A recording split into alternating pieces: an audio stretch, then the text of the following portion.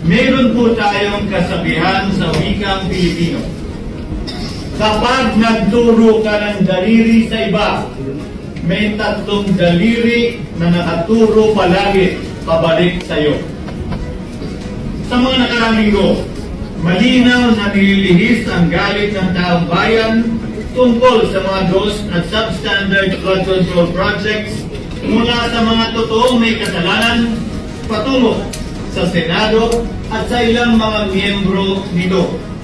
Tila pilit na ginagawa panakipbutas, ika nga at fall guy at diversyon ang mga senador palayo sa Kamara at sa mga tunay na may sala o kasamahan.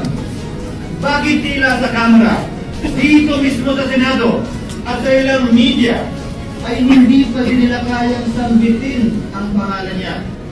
Pues, sasabihin ko, Martin Romualdez.